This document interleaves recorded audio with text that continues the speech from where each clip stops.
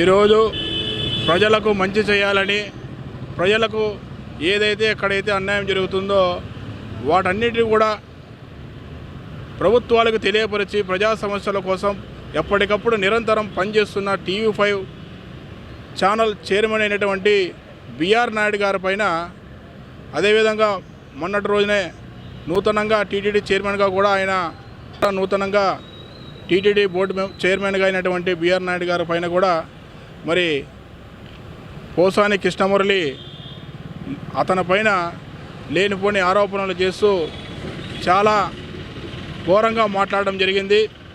మరి అందులో భాగంగా ఈరోజు టీడీపీ నాయకులు, తెలుగు యువత, TNSF, అదేవిధంగా బీజేపీ, అదేవిధంగా ఉన్నటువంటి బీసీ కులాల నాయకులు అందరూ కూడా మరి జిల్లా ఎస్పీ గారికి ఒక వినతి పత్రం ఇచ్చి అతనిపైన ఖచ్చితంగా కఠిన చర్యలు తీసుకోవాలి.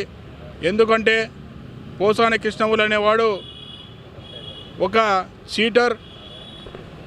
ఇది కేవలం వైసీపీ పార్టీ సైకో జగన్మోహన్ రెడ్డికి ఒక తొత్తుగా వ్యవహరిస్తూ ఈరోజు బిఆర్ నాయుడు గారు ఒక ఉన్నతమైన స్థానంలో ఉండి ఈరోజు టీటీడీ చైర్మన్గా అయినారని చెప్పేసి ఒక జీర్ణించుకోలేక ఆయనపై ఏదో విధంగా బురద జల్లాలనే విధంగా ఈరోజు జగన్మోహన్ రెడ్డి తొత్తుగా వ్యవహరిస్తున్నటువంటి ఈ సైకో పోసాని కృష్ణమురళి, నీకు ఖబర్దార్.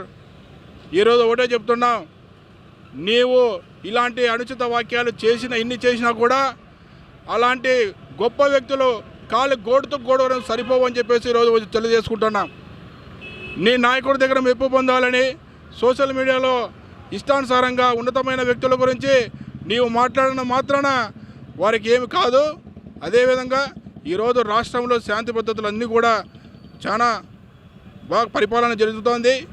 అలాంటి సమయంలో ఇలాంటి అల్లరను సృష్టించేందుకు మరి బిఆర్ నాయుడు గారి పైన అనుచిత వాక్యాలు చేయడం మాకు చాలా బాధాకరం.